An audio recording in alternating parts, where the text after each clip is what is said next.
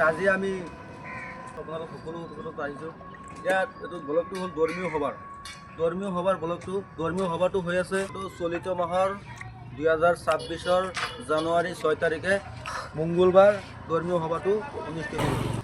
হাতীপাৰা নগৰাণী চুফিয়া হাফিজিয়া মাদ্ৰাছাৰ সৌজন্যত ধৰ্মীয় সভাৰ আয়োজন কৰা হৈছে। লগতে আৰু কেৰাত মাহফিলৰ আয়োজন কৰা হৈছে।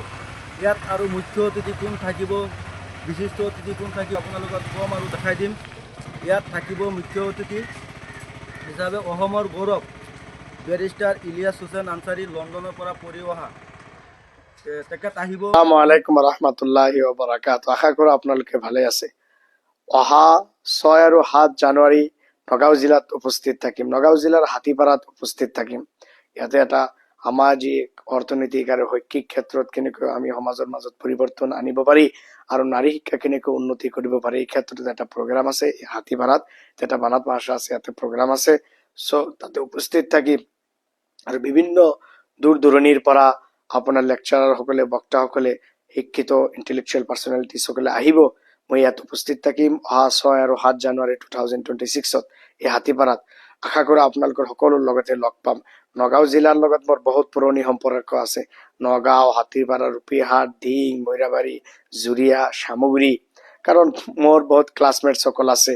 মই যেতিয়া USTMত পঢ়া শুনা কৰিছো তেতিয়া মোৰ ল ডিপাৰ্টমেণ্টত বা হোষ্টেলত বা বিভিন্ন ডিপাৰ্টমেণ্টত বহুত ফ্ৰেণ্ড চাৰ্কেলসকল আছে, হোষ্টেল মেটসকল আছে। আশা কৰো সকলোৰ লগতে হাতীপাৰাত নগাঁও জিলাত লগ পাম। আৰু দ্বিতীয়তে কথাটো হ'ল, মই যেতিয়া মাৰ্চত পঢ়া শুনা কৰিছো, হোজাইত আছিল, তেতিয়া বহুত মোৰ ফ্ৰেণ্ড চাৰ্কেলসকল আছে, মাদ্ৰাছাৰ মোৰ ক্লাছমেটসকল আছে এই জুৰিয়া, মৈৰাবাৰী, নগাঁও, এই হাতীপাৰা, ৰূপীহাট, নগাঁও জিলাত। আশা কৰো আপোনালোকৰ সকলোৰ লগতে লগ পাম। সেয়েহে আপোনালোকৰ দাৱত থাকিলে হাতীপাৰাত আহিব। এই প্ৰগ্ৰামত মই যাম ইনশাআল্লাহ। আৰু আই বিলিভ ডেট আপোনাৰ এই প্ৰগ্ৰাম ছাকচেছফুল হ'ব। থেংক ইউ ভেৰি মাছ। আৰু বিশিষ্ট অতিথি আহিব হযৰত মৌলানা মোহাম্মদ নেকবৰ আলী চাহাব। ইয়াত আপোনালোকে দেখি আছে, গেটৰ সন্মুখত লেখা আছে হাতীপাৰা নগৰাণী আঞ্চলিক চুফিয়া হাফিজিয়া মাদ্ৰাছাৰ সৌজন্যত আদৰণি উপলক্ষে এক বিশাল দিনী জলসাৰ আয়োজন কৰা হৈছে।